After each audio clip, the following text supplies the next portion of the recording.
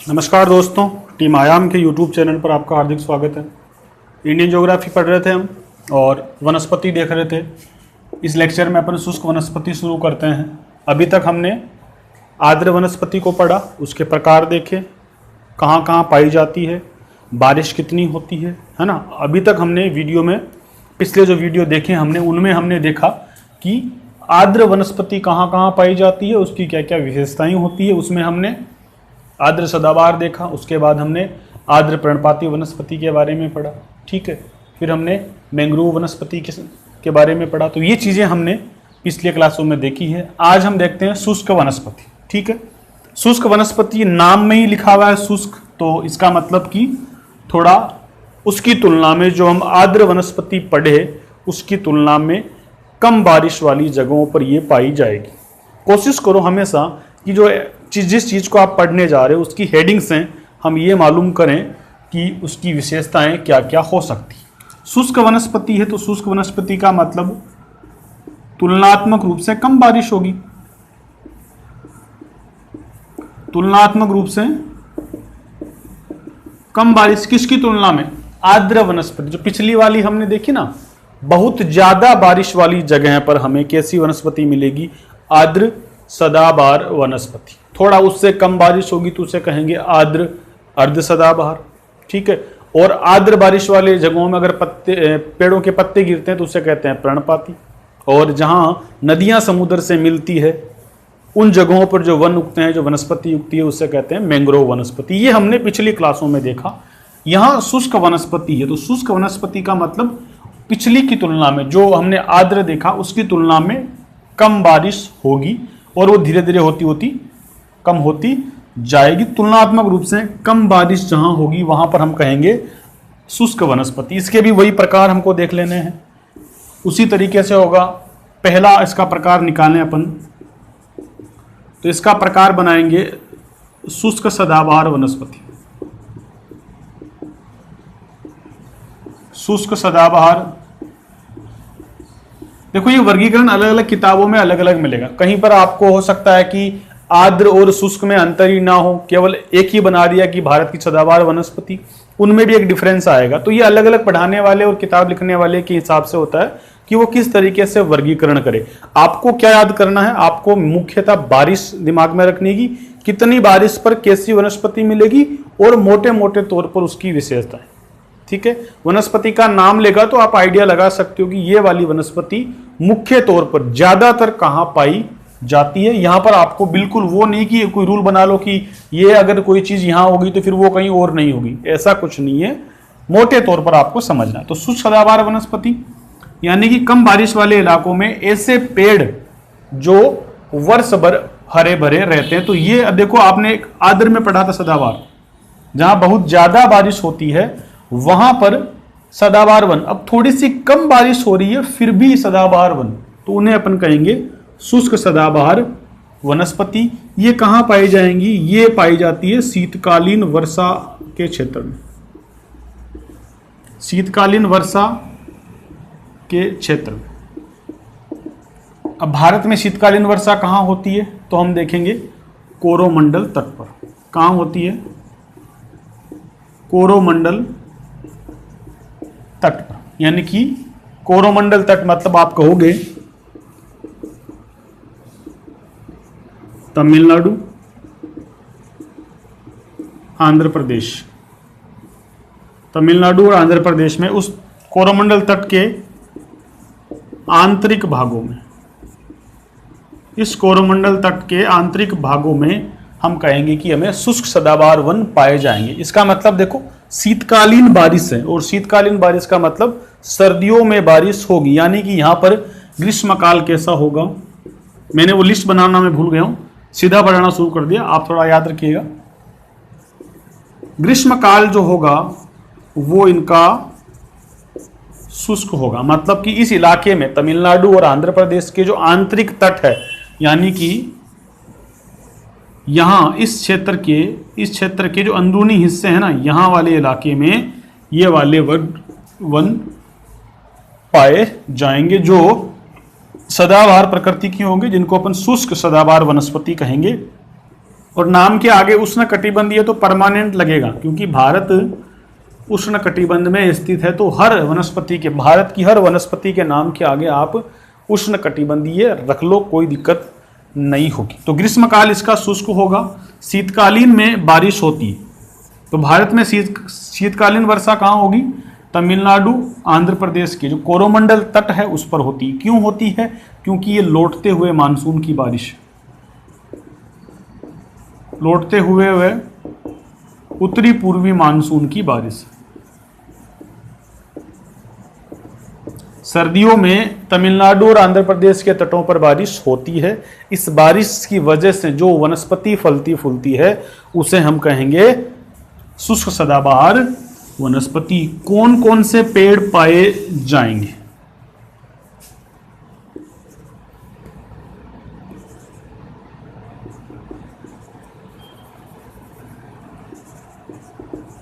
बेंत,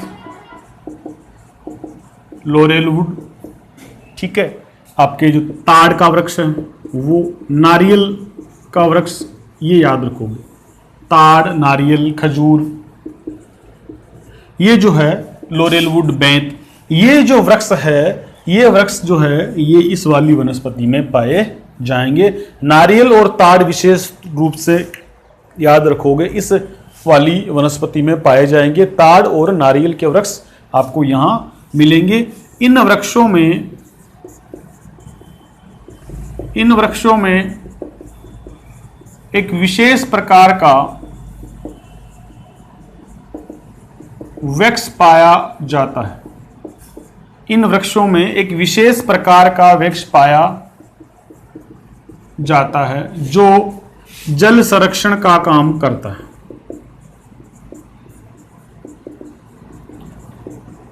इन वृक्षों में एक विशेष प्रकार का वृक्ष पाया जाता है जो जल संरक्षण का काम करता है। कैसे? देखो भाई, हमको ये तो पता है कि ये बारिश यहां पर उतनी ज्यादा नहीं होती, लेकिन फिर भी इन इलाकों में ये वाले वृक्ष जो है सदाबहार प्रकृति के होते हैं। तो बात विरोधाभासी होगी ना। बारिश भी तुलनात्मक रूप से उसकी तुलना में तो, पिछली वाली तुलना में तो, आर्द्र वनस्पति की तुलना में तो कम हो रही है, फिर भी आप कह रहे हो कि ये वृक्ष कैसे हैं? सदाबहार वनस्पति के वृक्ष है।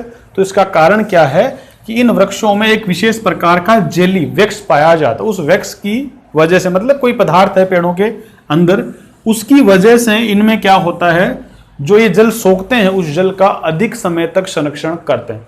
जैसे आपने सुना होगा, ऊंट जो है कम पानी पीता है। रेगिस्तान में जो चूहे होते हैं वो एक बार जब पानी पी लिया तो वो कई वर्षों, कई समय तक उनको पानी की जरूरत नहीं होती, कई महीनों तक उनको वापस पानी पीने की आवश्यकता नहीं होती। कुछ वैसा ही यहाँ पर ये वाले वृक्ष जो है ना, इनको एक बार जब पानी पी लेते हैं तो इनको ज्यादा पानी की फिर आवश्यकता नहीं होती। एक विशेष प्रकार का वृक्ष पाया जाता है जो जल संरक्षण का काम करता है, जिसकी वजह से ये वृक्ष थोड़ी कम बारिश होती है, उसकी तुलना में कम बारिश होती है, फिर भी ये सदाबहार प्रकृति दर्शाते हैं। तो आपको एरिया मालूम पड़ा। बारिश कितनी होती होगी? यहां पर 80 से 100 सेंटीमीटर के बीच बारिश होती है। 80 से 100 सेंटीमीटर के बीच यहां पर बारिश होती है। तो इस 80 से 100 सेंटीमीटर बारिश वाले क्षेत्रों में देखो 250 के आसपास बारिश नहीं है, फिर भी कैसी प्रकृति है इनकी? सदाबहार नेचर दिखा रहे हैं। कारण क्या है? इनके पेड़ों में पाया जाने वाला विशेष प्रकार का वृक्ष, इसकी वजह से ये ज्यादा जल संरक्षण का काम करते हैं। ठीक है, इसके बाद देखते हैं पर्णपाती। ठीक है, शुष्क पर्णपाती वन। दूसरा प्रकार कौन सा है? शुष्क पर्णपाती वन। पर्णपाती वही, मतलब अपने पत्ते झाड़ देंगे, अपने पत्ते गिरा देंगे, एक समय बाद अपने पत्तों को ये वृक्ष गिरा देंगे। कोई बड़ी विशेषता नहीं है, कुछ नहीं है। आप कितना करोगे इसके? कितना? 40 से 60 सेंटीमीटर वर्षा वाले क्षेत्र। कौन कौन क्षेत्र आएंगे इसके अंदर? पश्चिमी घाट का वृष्टि छाया प्रदेश। क्या समझे इस बात से? मैंने आपको जब आर्द्र वनस्पति पढ़ाई थी, मैंने बताया था कि यहां ये पश्चिमी घाट है, यहाँ पर सबसे ज़्यादा बारिश होती है, तो इसके इस इलाके में तो क्या होती है, ज़्यादा बारिश हो जाती है। लेकिन उस तरफ जो है, उस तरफ क्या होता है, पूर्वी भाग है ना ये, यहाँ पर क्या होता है, घाट की वजह से, ऊंचाई की वजह से उस तरफ बादल नहीं पहुंच पाते हैं, हवाएं पवने जो आर्द्र पवने होती है जलवायु वाली, वो नहीं पहुंच पाती है। तो ये जो इलाका होता है, ये पूर्वी भाग पश्चिमी घाट का वृष्टि छाया प्रदेश, मतलब कि क्या कहोगे, पश्चिमी घाट का पूर्वी हिस्सा, पश्चिमी घाट का उस वाला हिस्सा जिसे वृष्टि छाया प्रदेश कहते हैं। वृष्टि छाया प्रदेश में क्या होती है, बारिश कम होती है इधर वाले भाग की तुलना में। तो ये सबसे बड़ा, इसमें आपको ये वाला याद रखना है, ठीक है। फिर इसमें क्या रखोगे आप, इसमें आप थोड़ा सा राजस्थान का क्षेत्र भी आ जाएगा, इसमें आपको पश्चिमी यूपी भी मिल जाएगा थोड़ा बहुत, ठीक है। एमपी भी इसमें आएगा, बघेलखंड, बुंदेलखंड आएगा, ठीक है। तो ये जो दक्कन का पठार का क्षेत्र है वो भी इसमें आ जाएगा। ये जो इलाका, बस आप यहां समझ रहे हो, तो ये जो इलाका होगा, इस इलाके में ये वाले वन पाए जाएंगे। और वही वनों का प्रकार कुछ खास नहीं है, वही है साल, शीशम, नीम आदि, जो उसमें पढ़े ना अपने पर्णपाती, वही प्रकार के वन है, कुछ विशेष नहीं है। लेकिन ये थोड़े से इस वाले क्षेत्र में पाए जाएंगे। तो पर्णपाती वनों का एग्जाम्पल आपको उधर भी वही मिलेगा, इधर भी यही मिलेगा, वही वन है, ये इन क्षेत्रों में पाए जाएंगे। कोई विशेष यहाँ पर आपको नहीं याद करना।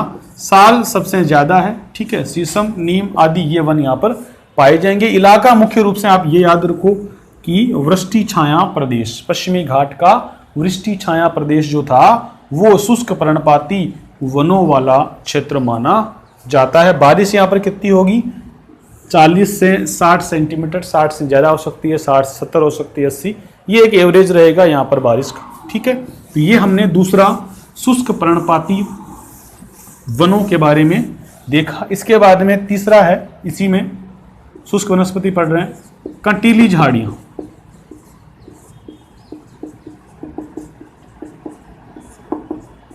ये कहाँ पाया जाएगा, ये आपको 40 सेंटीमीटर तक बारिश, 40-50 सेंटीमीटर के आसपास का जो बारिश का क्षेत्र होगा वहाँ पर कंटीली झाड़ियाँ पाई जाएगी। अब कंटीली झाड़ियाँ कौन से प्रदेश होंगे इसके अंदर, तो सबको जग जाहिर है राजस्थान तो सबसे पहले आएगा, यानी कि अरावली का क्षेत्र, ठीक है।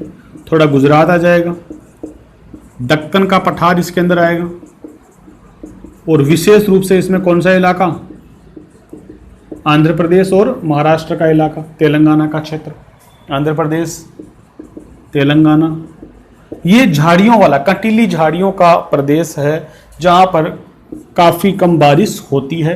तो राजस्थान का अरावली विशेष तौर से याद रखिएगा, पश्चिमी यूपी को आप याद रखिएगा, हरियाणा का जो क्षेत्र है वो भी इसी के अंदर आएगा। तो राजस्थान का अरावली क्षेत्र, पश्चिमी यूपी, हरियाणा, गुजरात, दक्कन का पठार, ये जो इलाके होंगे इन इलाकों में कंटीली झाड़ियों वाला क्षेत्र होगा। वनस्पति में क्या क्या करोगे, बबूल,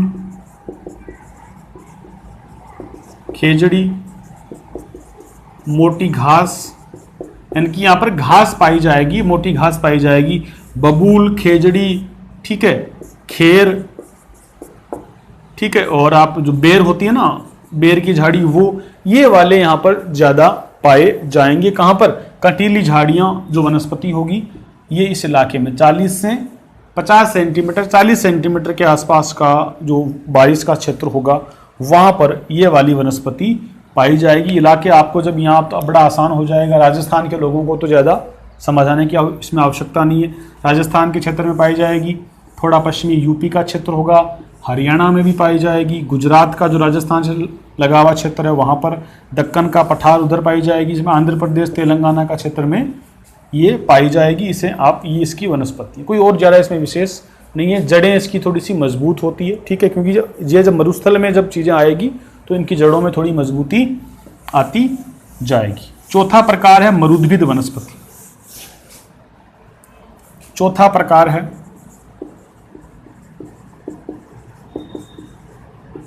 मरुद्भिद वनस्पति।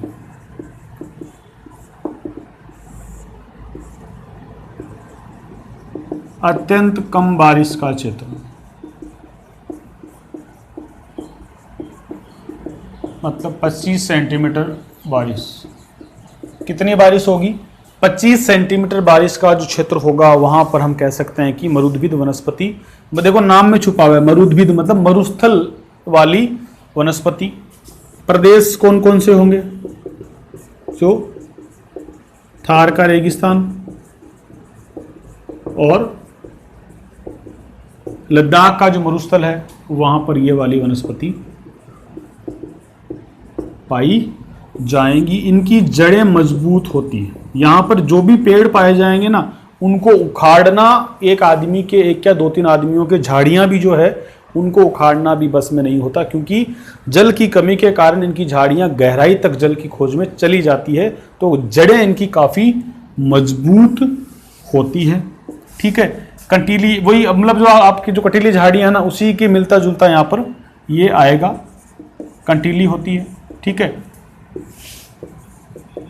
कांटे नुमा पत्तियां होगी, क्योंकि वाष्पोत्सर्जन कम से कम हो, क्योंकि वाष्पोत्सर्जन में पानी निकले, पानी ऊपर उड़ेगा तो कम से कम वाष्पोत्सर्जन हो, इसलिए कांटे नुमा इनकी पत्तियां होगी। ये इनकी विशेषताओं में आएगा। क्षेत्र हमने आपको बता ही दिए हैं, और वही एग्जाम्पल आपको यहां काम में लेने हैं जो आपने कटीली झाड़ियों में लिया था। बेर, बबूल, जो घास है, खेजड़ी है, ये खेजड़ी एग्जाम्पल आप यहाँ पर भी ले सकते हो, देखते हो आप। ठीक है, ये जो है राजस्थान के मरुस्थल के इलाकों में पाए जाने वाली वनस्पति जो है वो यहाँ हम कह सकते हैं कि मरुद्भिद वनस्पति के रूप में याद रखेंगे। बेर, बबूल, घास, खेजड़ी जो होगी। घासों में बहुत सारे प्रकार हैं। सेवण घास होती है, जैसलमेर में बहुत फेमस है सेवण घास। ठीक है, तो ऐसी ये बहुत ही फेमस घास है। पूछ ली जाती है कि सेवण घास कहाँ पाई जाती है, तो राजस्थान के जैसलमेर में रेगिस्तान के जो क्षेत्र है वहाँ पर पाई जाती है। मुरड़ घास, सेवण घास, मुरड़ घास, इन घासों के एग्जाम्पल भी आप याद रखिएगा। तो ये मरुद्भिद वनस्पति का एग्जाम्पल हुआ, इसके बारे में हमने देखा। सबसे कम बारिश का इलाका जो भी होगा वहाँ पर मरुद्भिद वनस्पति पाई जाएगी। क्षेत्र कौन कौन से, आइडिया लगा लो कि भारत में सबसे कम बारिश कहाँ होती है।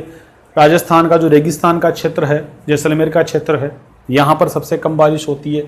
लद्दाख का जो इलाका है, ठीक है, यहाँ सबसे कम बारिश होती है।